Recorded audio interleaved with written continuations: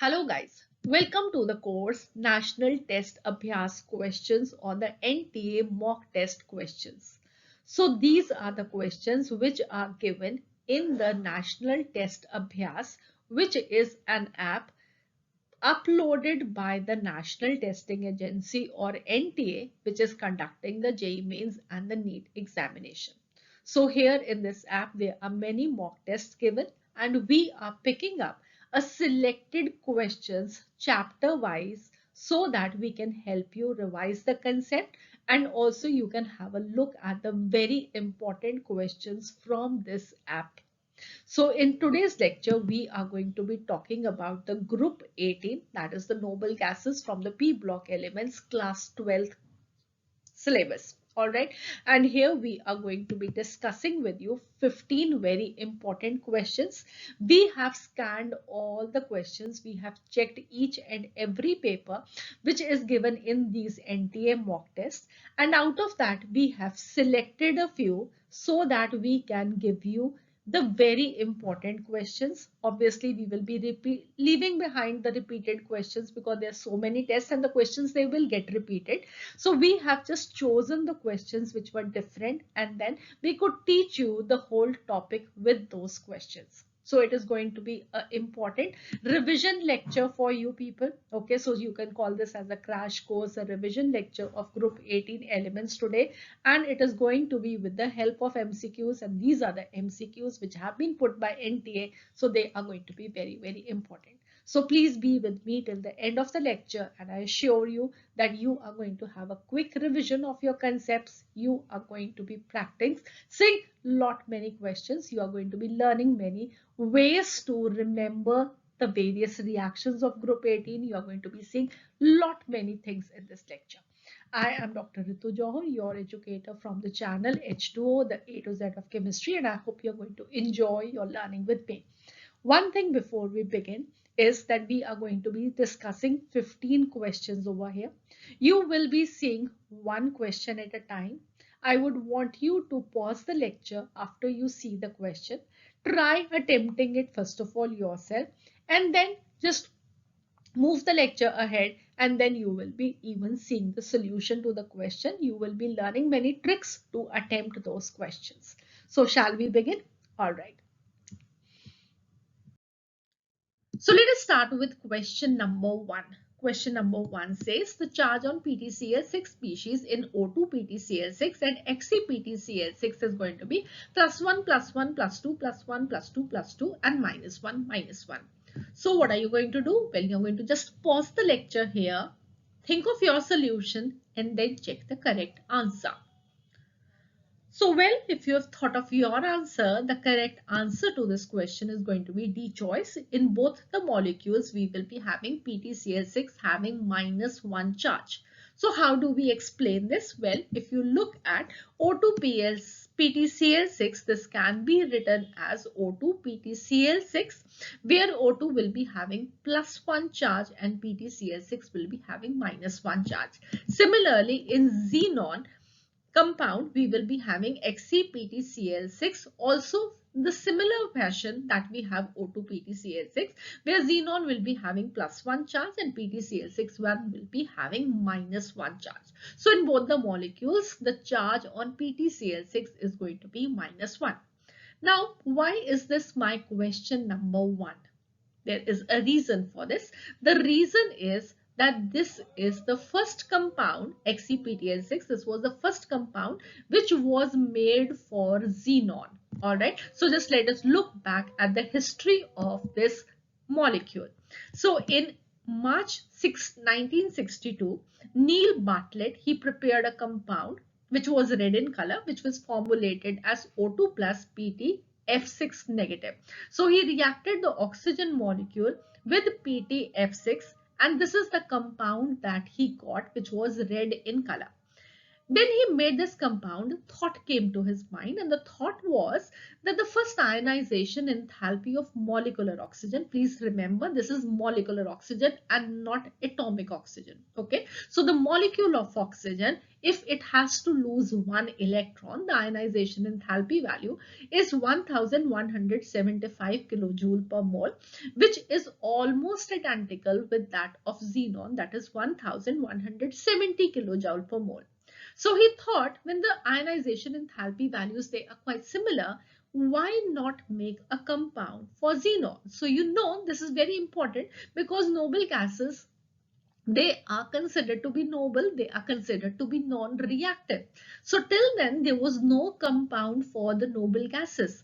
But when he made this compound, this is the idea that struck into his mind, and then he made a lot of efforts to prepare the same type of compound with xenon, and he was successful in preparing another red color compound, which was Xc plus PtF6 negative by mixing PtF6 with xenon.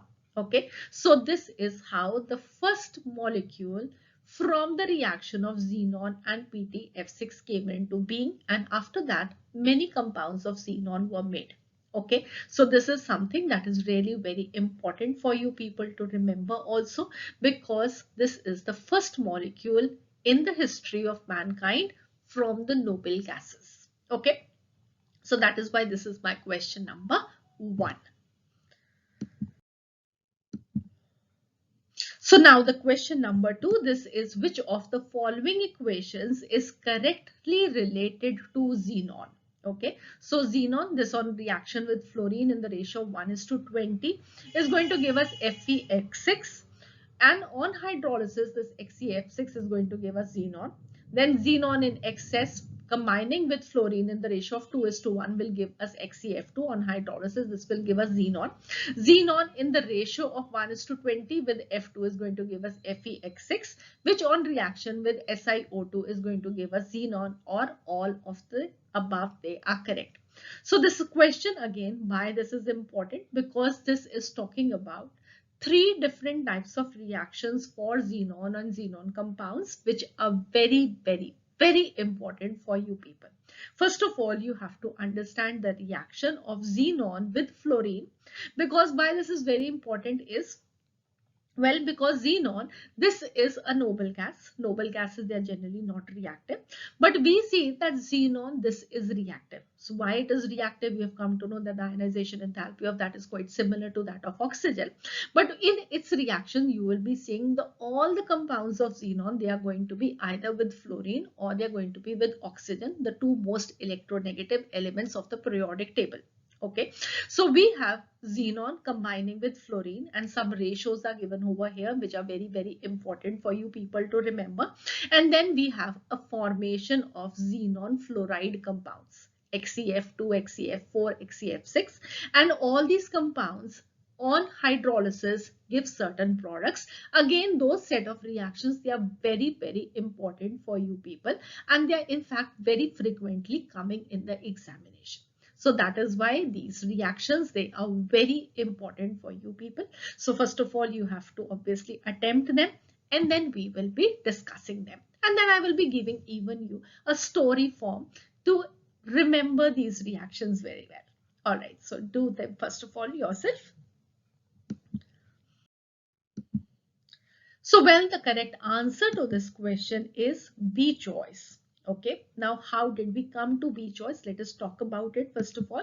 So well, I have written first of all the reactions where we have xenon combining with fluorine to forming xenon fluoride compounds first of all. So we will see first of all this set of reactions, and then we will be seeing this set of reactions and understanding them. Okay, so xenon, please do remember, when it is in excess and it is combining with fluorine, which is generally in the ratio of 2:1, what we get compound is going to be XeF2. But when it is going to be xenon combining with fluorine in the ratio 1:5, which is not mentioned over here, the compound that you will be getting is XeF4. And then xenon combines with fluorine in the ratio of 1:20, it is going to be XeF6. Okay, so when xenon is going to be in excess, obviously it is combining with less amount of fluorine. That is what you can remember. Then we increase the concentration of fluorine, then what we will be getting is XeF4. And when it is going to be a lot of fluorine combining with xenon, we will be having a compound where we will be having the maximum fluorine, that is going to be XeF6. Okay, so this is how you can remember. Xenon in the ratio of 2:1, then xenon and fluorine in the ratio 1:5, and then xenon in the ratio 1:20, giving us XeF2, XeF4, and XeF6. Okay, so you have to remember this very importantly. So if we check out these, what you can see is xenon combining with fluorine in the ratio 1:20, giving us XeF6. So this is correct. Xenon combining with fluorine in the ratio of 2:1, giving us XeF2. So this is also correct. And xenon again combining with fluorine in the ratio 1:20, giving us XeF6. So all these three, they are correct, right? So now we have to see whether out of these all are correct or only one of them is correct. So let us see now these reactions, and please, they are very, very important reactions. Okay. All right. So we have the first reaction. The first reaction is xenon fluoride. This combines with H2O2. This is what do we mean by hydrolysis. We are making this compound react with water. Okay. And the compound that we will be getting is xenon, HF, and oxygen. How will you remember this? Let me give you a story now over here. So what, just understand over here that we have two set of compounds. One is xenon fluoride and other is water. All right. In water, you can see oxygen is combining with hydrogen, and in xenon fluoride, it is combining of fluorine with xenon. Now what happens is that this hydrogen, this gets much more interested in fluorine. So what they do is they break up their partnership and they form a compound between themselves, and that is HF. I'm not talking about the balancing. I'm just talking about the products that are being formed. You can balance the reactions. I know that very well. Okay. So we have hydrogen and fluorine combining to form HF. Now, when these two have moved out of their partnerships, just think what will be left behind. Fluorine has moved out, so what will be left behind is going to be xenon. So you get xenon. And out of water, hydrogen has also moved out. So what is left behind is oxygen. So it is not going to be nascent oxygen over here. So do remember that it will be molecular oxygen. It will be O2. I'm laying a lot of stress for you people to remember these reactions very well, because they are really very important. Very frequently, they have been asked in all sorts of examination, be it JEE Mains, NEET, Advanced. So all the examinations have this reaction coming up very frequently. And in the NTA questions also, you are going to see so many reactions related to this reaction of hydrolysis. So that is why it is very important. I want you to remember the products in the form of a story so that you do not forget. All right. So hydrogen and fluorine, they have moved out of their partnership, formed HF. Xenon is poor fellow left behind, and oxygen poor fellow is left behind. So these are the three products that we have got. Okay. Next we move on to the reaction of XeF4 with H2O. So again, what is happening is hydrogen is getting attracted towards fluorine. So they have moved out, they have formed HF. Xenon was left behind, so xenon was left behind. Oxygen was left behind, so oxygen was left behind. But now here, one more product is formed. So how you can remember this? Well, xenon and oxygen, they also met and they discussed that, yeah, our friends have moved out of a partnership. So what do? So they keep on chatting and they become friends also, and they also form a compound between themselves, and that is XeO3. So what is the product that is going to be formed? The same three products which were formed with XeF2, but along with that, now one more product is formed by a developing friendship between xenon and oxygen, that is XeO3. And then we have XeF6 now reacting with water. Okay, so again, what you can remember that hydrogen and fluorine, they moved out of their partnership, but this time the partnership is really very strong.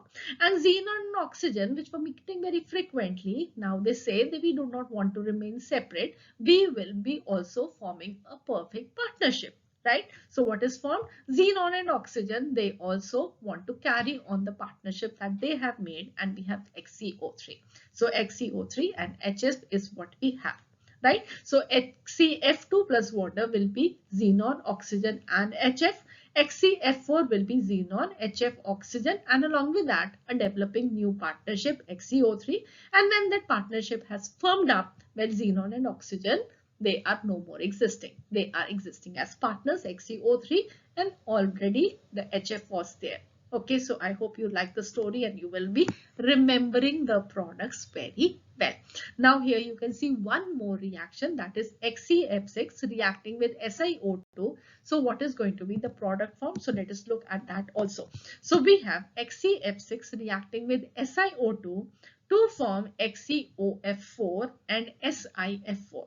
Now how will you remember this product? I will be telling you that when we will be looking up at the next question. Okay, so here what you have to remember is the ratios with which xenon and fluorine are combining to form XeF2, F4 and F6, and then the hydrolysis reactions. Perfect, I hope you will remember them. Good. Now, one thing which I want you to remember related to SiO2 over here is going to be that you can see over here that XeF6 is reacting with SiO2 to form XeOF4. Okay, so SiO2, this is the essentially main component of glass. That is why we do not store XeF6 in glass containers. This is one added knowledge for you people. But as far as the remembering of the products is concerned, we will be seeing the next question. Now the next question is XeF6 on partial hydrolysis with water produces a compound X. The same compound X is formed when XeF6 reacts with silica. The compound X is going to be XeF4, XeF2, XeO3 and XeOF4. All right, so what is going to be your answer? Well, you have already seen what is the product being formed with silica. So I think you should now be knowing, even if you did not know that earlier, because this reaction is not given in the NCERT textbook. So maybe many of you do not know this reaction, but you have to remember it because you are seeing that questions are coming in the NTA mock test, and NTA mock test questions, they are very, very important for you people. All right. So the correct answer to this question is going to be D choice. When silica is going to be reacting with XeF6, what we will be getting is SiF4 and XeOF4.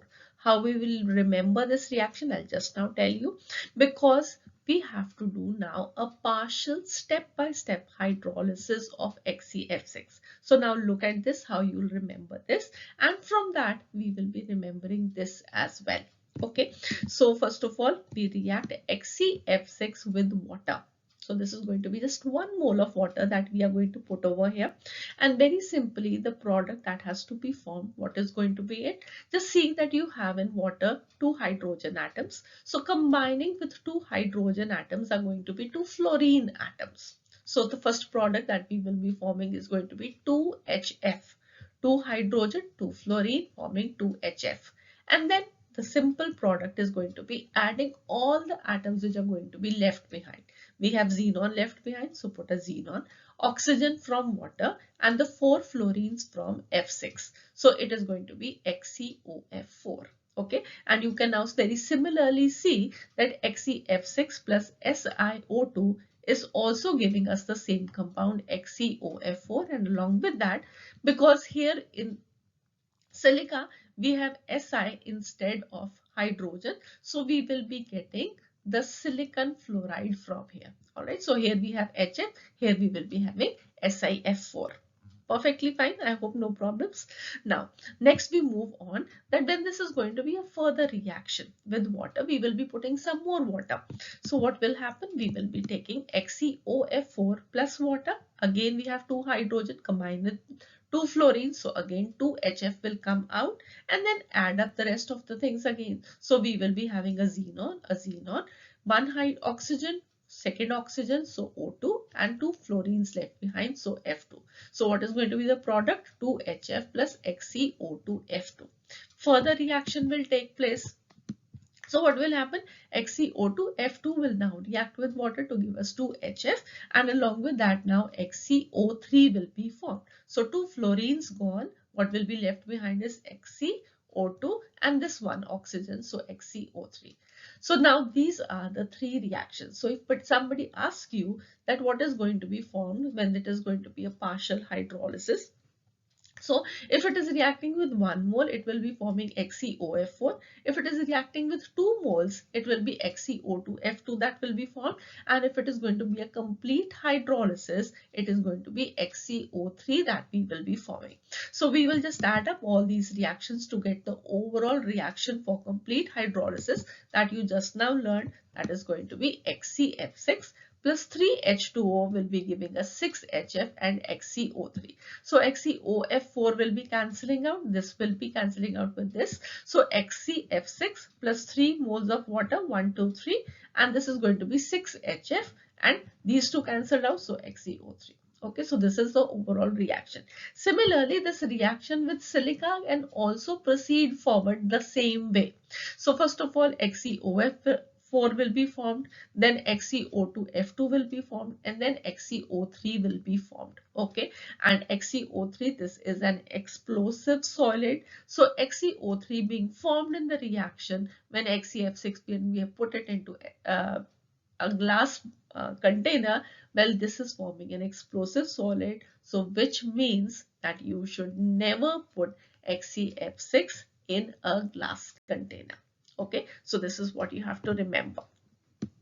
Now let us look at question number 4, and question number 4 is going to go just one step more than the hydrolysis reaction that you have just now learned. Alright, so question number 4 says, under ambient conditions, the total number of gases released as products in the final step of the reaction scheme shown below is. FeX6 on complete hydrolysis gives P and other products, which you have just now learned is going to be what? It is going to be XeO3 and HF. Alright, but now what we are going to do is we are going to put some alkali into it. So when it is going to be an alkaline hydrolysis, we will be first of all forming one compound which is going to be Q, and this Q undergoes slow disproportionation in presence of the alkali, and it is going to give us some certain products. Okay, and we have to tell what is going to be the product that will be formed. So it will be 0, 1, 2 or 3. And what we are essentially talking about is the products which will be formed from xenon. So just try this question, but this question, well, maybe you are not able to do, because again, this portion of the reaction, this is not given in the NCERT textbook. So the correct answer is C, that there are going to be two products that will be formed from XeF6. Okay, all right. So what is going to be the reaction? Let us see. We have XeF6 on complete hydrolysis. This gives XeO3 and HF, which you know now very well. But on alkaline hydrolysis, it is going to go one step further. It will be forming XeO4 negative. Okay. And then it is undergoing a slow disproportionation in the alkaline medium to form XeO6 negative plus Xc. Along with that, H2O and oxygen will be produced. Okay, so this is what you have to remember, that this is going to be formed by the disproportionation reaction. Now, what is a disproportionation reaction? I hope you all know that when we have a compound which is simultaneously undergoing oxidation as well as a reduction in a reaction, we call it as a disproportionation reaction. So here xenon, you can see this is existing in one oxidation state, it is going to be, and in XeO6 and xenon, it is going to exist in two oxidation states. So I hope you all know how to calculate the oxidation state. So here it is going to be oxygen will be -8. So -8 plus X is going to be equal to -1. So this is going to be X equal to +7 oxidation state. Over here it is going to be -12 plus X equal to -1. So X is 13 over here, and here it is in the elemental state, it is going to be 0. So in one step it is going to undergo as a reduction, and in the other it is undergoing an oxidation. So this is called as a disproportionation reaction. Okay, so here what are going to be the compounds formed? It will be XeO6 negative, and then it is going to be xenon. Along with that, please do remember water and oxygen are also formed. So generally the students forget that also, but sometimes that can also be asked. Okay, so this is what you have to remember. So moving on to question number 5, this is again one very important reaction which is already given in the NCERT textbook. We have alkali metal fluoride. So M positive is going to be alkali metal cation. It can be sodium, potassium, rubidium, cesium. So it is going to be an alkali metal cation. Okay, so this is a alkali metal fluoride which is reacting with XeF4 to form A. Okay, and what you have to tell is that in this A molecule, the central atom, what is going to be its hybridization, and then you have to tell the shape of the species. Okay, so this is your question. You can try your question because this is a question, the reaction which is already given in the NCERT textbook. So you should try it first of all. So the correct answer to this question is going to be C choice. Now, how do we come up to this C choice? First of all, let us understand this. Okay, so understanding this reaction is going to be very important for you people. Fine. All right. So here what are we going to do is that we are going to react the alkali metal fluoride with the xenon fluoride compound. It can be XeF4, it can be XeF6 also. Okay, so when now we are going to react this alkali metal fluoride with XeF4, what will be happening is that XeF4 will act as a fluoride acceptor. What does it mean? That it is going to accept one F negative from the alkali metal fluoride. So we have MF giving its fluoride ion to XeF4. So what will be left behind is going to be M positive XeF5 negative. For example, if I have potassium fluoride reacting with XeF4, the compound formed is going to be K positive XeF5 negative. So this is the compound that will be formed. Similarly, now this can be any alkali metal ion. So we have a reaction of cesium fluoride now with XeF6. So now again it will be going on to the xenon compound.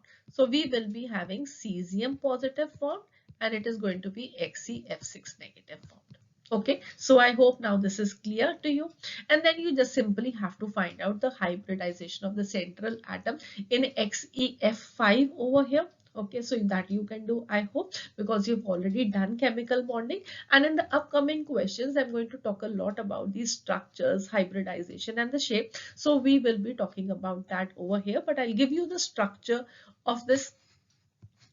So this is going to be Xe. Okay, just let me clear it out. So it is going to, this is the structure of XeF5 negative. So you can see there are 5 bonds the fluorine atom is making with xenon, and this will be a pentagon that will be formed on the equatorial plane, and there are going to be 2 lone pairs, one above and one below. So the shape of the molecule is going to be a pentagonal planar shape. The geometry is going to be a pentagonal bipyramidal geometry. Okay, so in case you have any doubts related to hybridization, BSEPR theory, the shape of the molecules, you can watch my lectures on chemical bonding. They are very, very detailed lectures for a thorough understanding.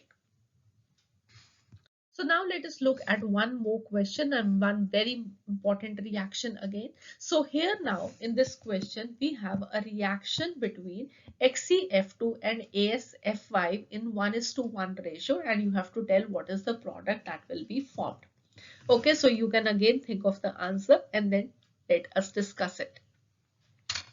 So the correct answer to this question is going to be C choice. What will be formed is XeF positive and AsF6 negative. So you can see what is happening over here.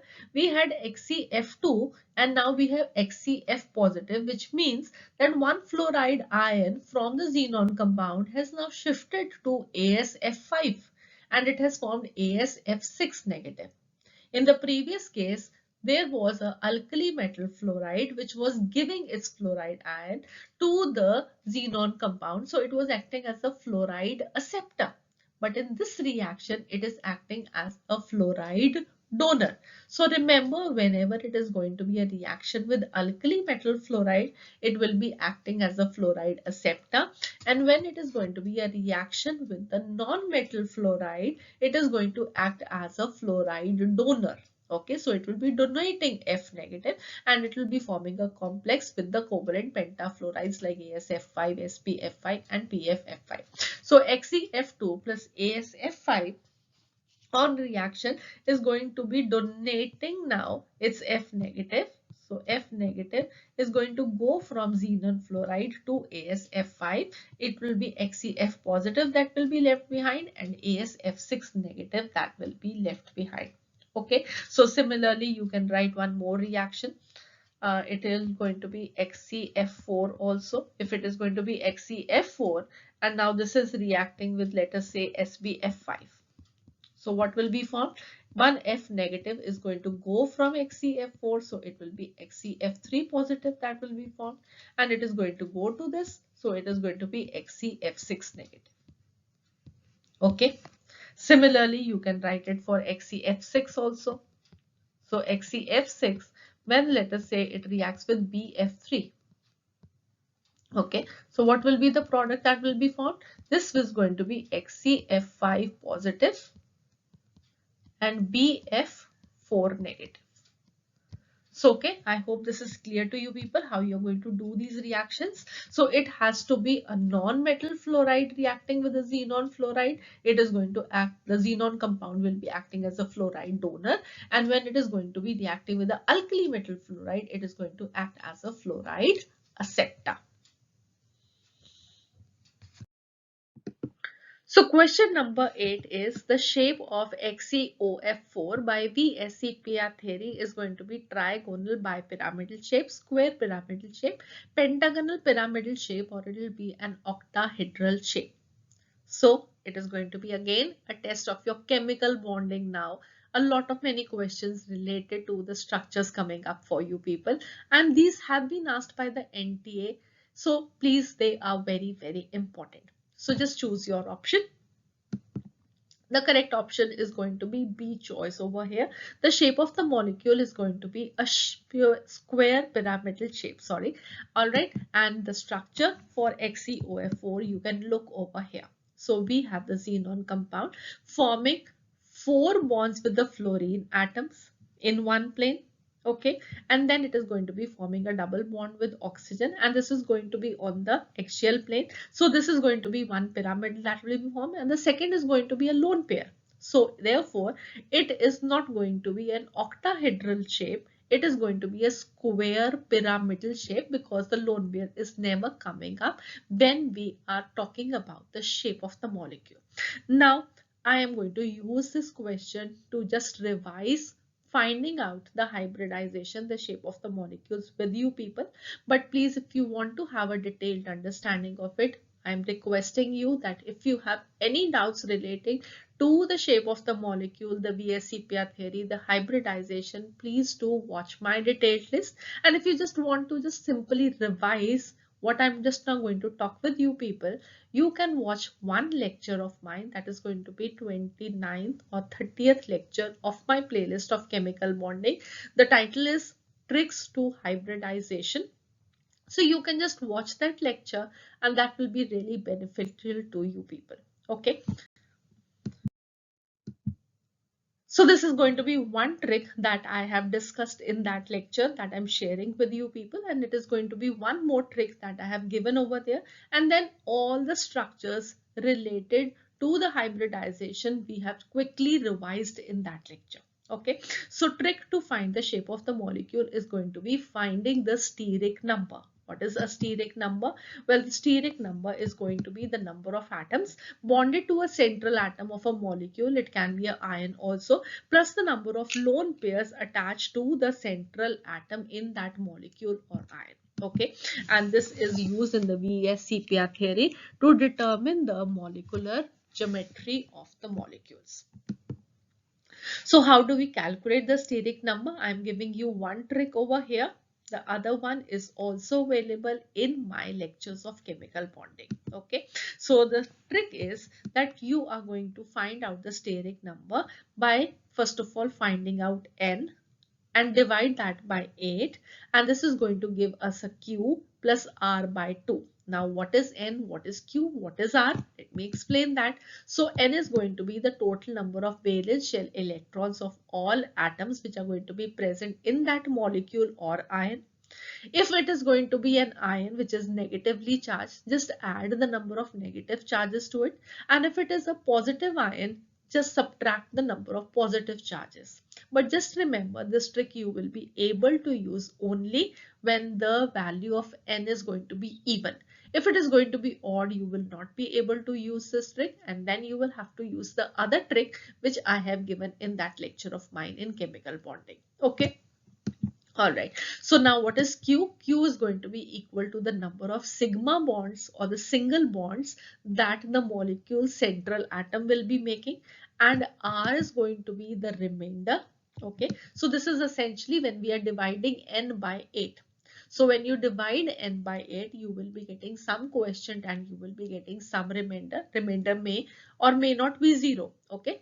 But if it is non-zero number, just divide that by 2, and what you will be getting is going to be the number of lone pair of electrons on the central atom. So Q is going to be the single bonds that it will be making. R by 2 is going to be the lone pairs that it will be making. And if you're going to sum both of them, what you will be getting is going to be the steric number. And the steric number, this helps us predict the shape of the molecule. For example, if the steric number is going to be 2, it is going to be sp hybridization. The shape of the molecule is going to be a linear shape. If the steric number is going to be 3, then the hybridization is going to be sp2, and the shape is going to be what? The shape also obviously depends, sorry, I will talk about the geometry over here, because the shape is going to depend upon whether the lone pair is present or not. Okay, so then the geometry of the molecule is going to be a trigonal planar geometry. If it is going to be steric number 4, it will be sp3 hybridization. The geometry of the molecule is going to be a tetrahedral geometry.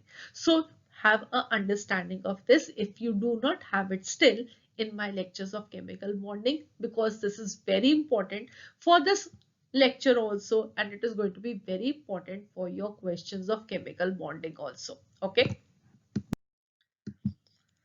So here we are going to calculate the steric number for XeOF4. So how we will be doing it? First of all, we will be finding out what is going to be N over here, right? So N is going to be 8 for xenon. The number of valence electrons for xenon is going to be 8. For oxygen, it is going to be 6.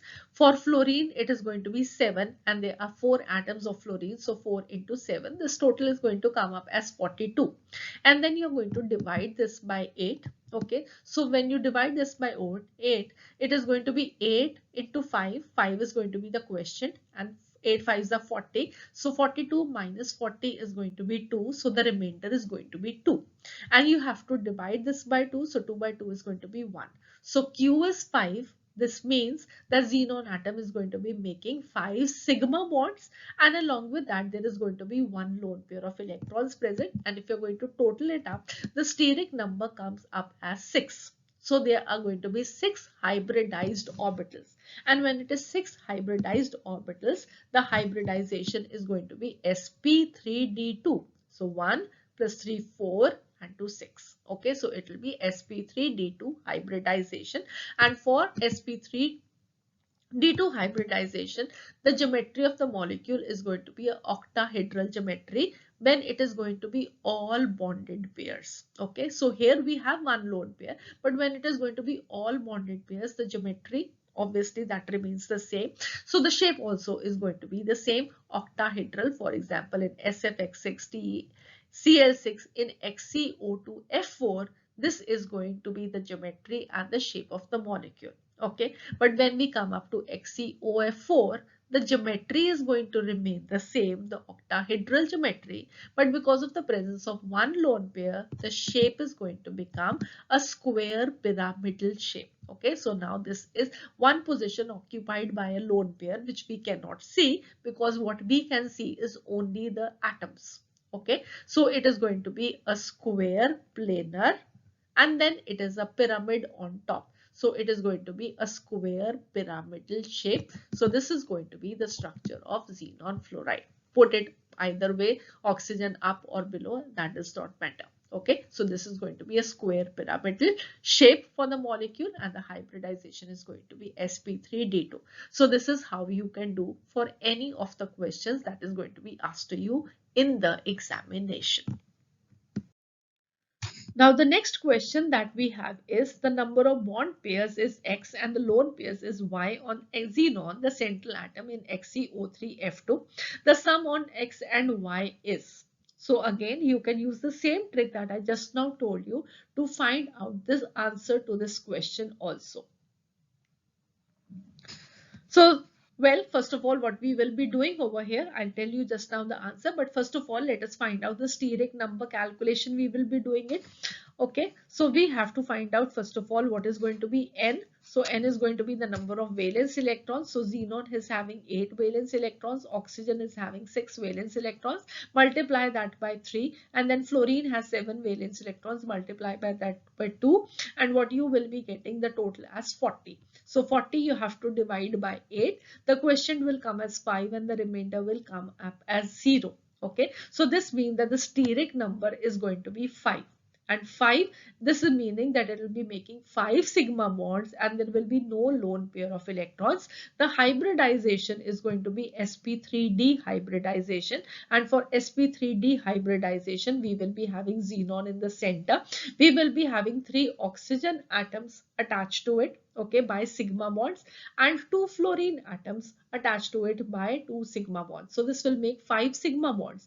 But xenon does not have 5 valence electrons, it has 8 valence electrons, and because it is not utilizing any in the formation of lone pairs, so those 3 electrons which are left behind, they will be making pi bonds with the oxygen atom. So with each oxygen, it will be a pi bond also along with a sigma bond.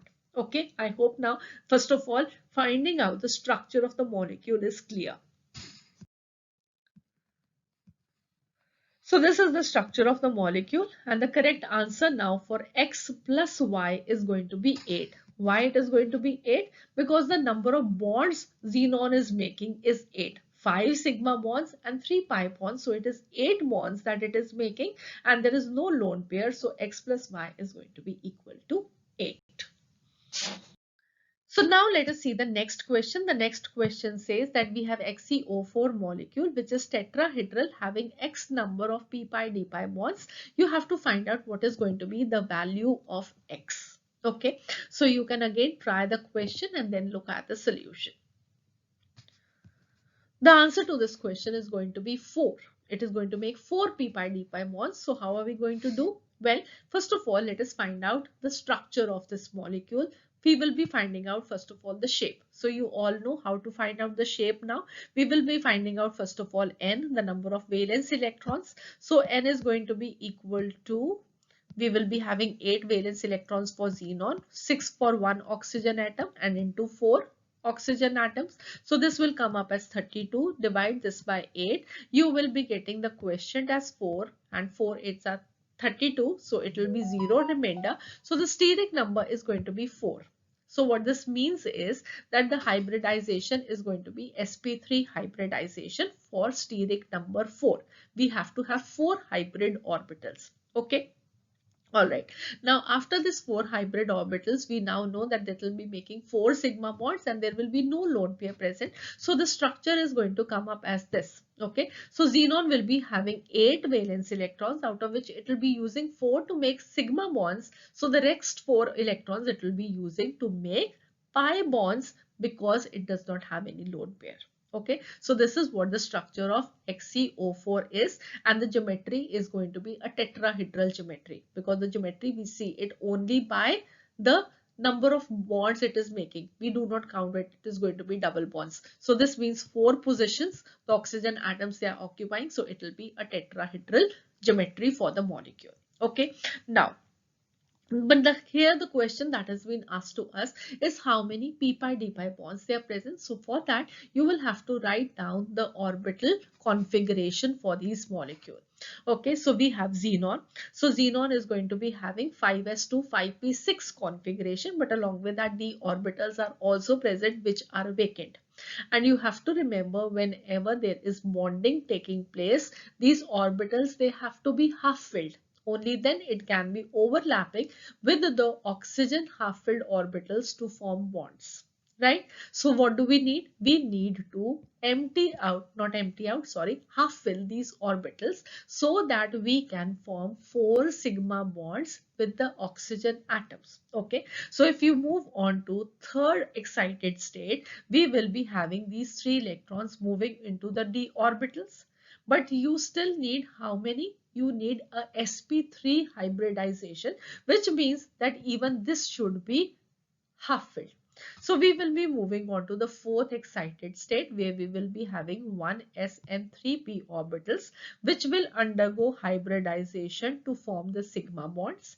And after that, these 4 orbitals which will not participate in hybridization, they will remain unhybridized and they are going to form pi bonds with the oxygen atom. So oxygen, it is going to be a p orbital, and for xenon it will be the d orbital which will be participating in p pi d pi bonds. So it will be these 4 orbitals which will be forming pi bonds with the p orbitals of oxygen.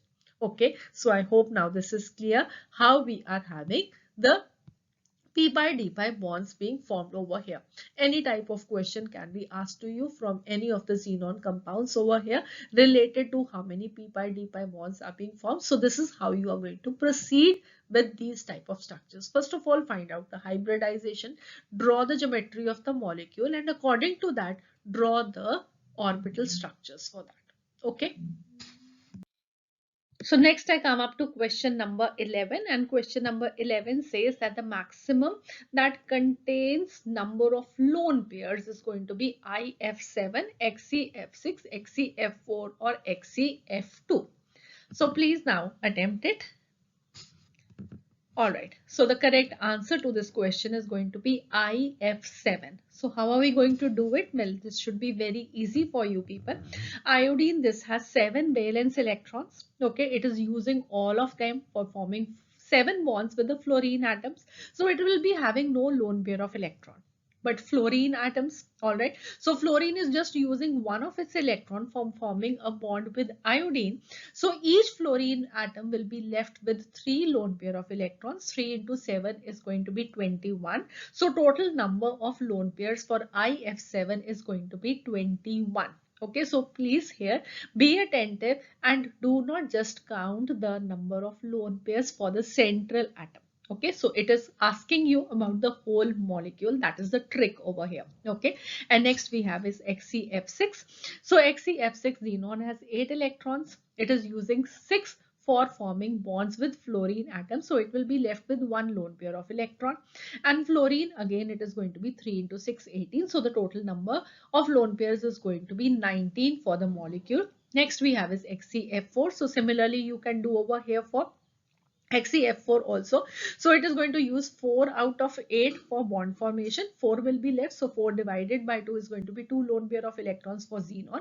And for fluorine, again, it is going to be 3 into 4. So this will be 12 plus 2, that will be 14. Alright, and next we have is XCF2. So here the lone pair of electrons for xenon is going to be 3. 2 of the 8 electrons it is using for bond formation. 6 electrons, 6 divided by 2 is going to be 3 lone pairs. And then for lone pairs for fluorine will be 3 into 2. This is 6. So the total comes up to 9. So the maximum number of lone pairs is present in IF7 molecule. So now question number 12 says that we have to find out what in XCF2, XCF4, XCF6, the number of lone pairs on xenon respectively. So this is going to be very easy for you people. You can just simply use the trick that I taught you to find out the number of lone pairs, which would be finding out first the number of valence electrons. Alright, then dividing that by 8, finding the question and the remainder, and remainder by 2 will be giving you the lone pair of electrons. Okay, so just do that quickly.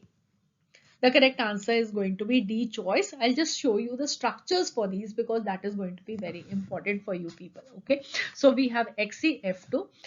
This is going to have a linear structure. Then it is going to be XCF4, which will be having a square planar structure, and then we will be having XCF6 having a distorted octahedral shape. Okay, so here you can see also that in XCF2 we have 3 lone pair of electrons, in XCF4 we have 2 lone pair of electrons, and XCF6 we have just 1 lone pair of electrons. So the correct option is going to be 3, 2, 1, D choice. Okay. Now the next question is the p-pi bond is present in XeO3, SO4 2 negative, the sulfate ion, SO2, or all of this. Again, what are you going to do? First of all, you have to find out the hybridization of these molecules, draw the structures, and then you have to find out that orbital structure that I taught you for one of the questions to find out the p-pi bond is going to be present in which of these. Okay. The correct option over here is going to be sulfur dioxide. I'm not going to do the whole question now for you people. I've already taught you how you're going to do it. So I'll just show you that sulfur dioxide, this will be having p-pi bonds, whereas in case of XeO3 and sulfate ion, they will be having p-pi bonds. So just do it the way I taught you for one of the previous questions. Okay. And the sulfur dioxide structure here you can see also. So this is going to be sulfur forming two double bonds with oxygen atoms, one lone pair of electrons. So this is going to be a sp2 hybridization. So next we have is question number 14. Question number 14 says XeO6 4 negative is octahedral, whereas XeF6 is going to be disordered, and you have to tell why. Fluorine is more electronegative than oxygen. Xe has a lone pair in XeF6. XeF6 is neutral, whereas XeO6 4 negative is going to be anionic, and XeF has more ionic character. Okay, so here it is again related to the shape of these ion and molecule. So please first of all to use the same trick to find out how many bonded pair of electrons, how many lone pairs they are present, what is the hybridization, what is going to be the shape of the molecules. Okay, so this is one very important thing that you do, and obviously you will be reaching up to the correct answer also. And the correct answer is B, that in case of XeF6, xenon is going to have one lone pair of electron. So what is going to be seen is that in XeF6, there are going to be 6 fluoride ligands present. Okay, so xenon is going to be making 6 bonds with the fluorine atoms, and there is going to be one lone pair present in XeF6, which is going to impart the structure a distorted octahedral geometry. So you can see over here, this is the structure that we have for XeF6. Had xenon been making 6 bonds only without this lone pair, it would have been an octahedral geometry. But because of the presence of this lone pair, it has been distorted.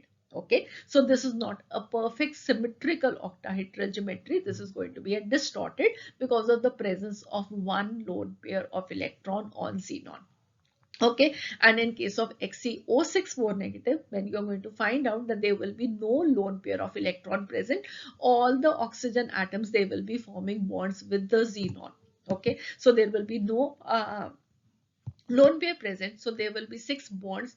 I do not have the exact structure for XeO6 4 negative, but this is the geometry that it will be having, where there is going to be no lone pair present. So this will be a perfect octahedral geometry, whereas for XeF6 it will be disordered or a distorted octahedral because of the presence of a lone pair in xenon in XeF6. Okay, so I hope this is clear. Moving on to the last question for today. Species which exist as solid at room temperature, they are Xe, XeF2, XeF4, XeF6, XeO3, XeOF4, XePtF6. So this is a question which tests how well you have read your NCERT textbook.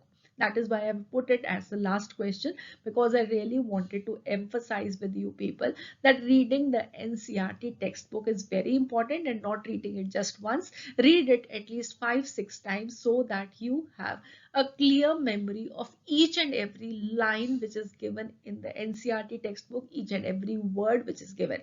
Especially it is going to be very important for your inorganic and organic chemistry. Okay, so the correct answer to this question is going to be 5. There are 5 solids over here. So let me show you which ones. So xenon, this is a gas. You all know that this is a noble gas, so it is going to be a gas.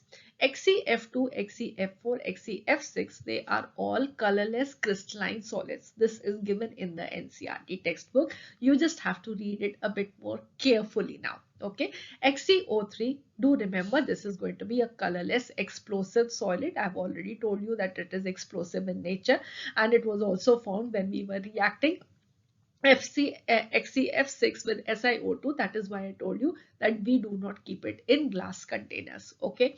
And then we have XeOF4. This is a colorless volatile liquid, whereas XePtF6, this is a red colored solid. Okay. So, and also you remember O2PtF6, that is also going to be a red color compound. So these are very important for you people to remember. This is something picking up from the lines which you generally students miss. So, but it is not to be missed. This is going to be important for you people to remember. Okay. So that would be all for this lecture. I hope you enjoyed your learning with me. We have revised the whole of the group 18 elements today with these questions from the NTA mock tests. So there are going to be more lectures coming up from the series. There are also detailed courses for each of the topics we have put up. Then we are putting up various tricks for learning of inorganic chemistry and lot many things we are putting up for you people so that you can really excel in your examination. So simply to subscribe to the channel and also click on the bell icon so that you get a notification the moment we put up the next lecture for you, so that you know what all we are posting and all that is going to be very important for you. So stay tuned to us. Bye bye.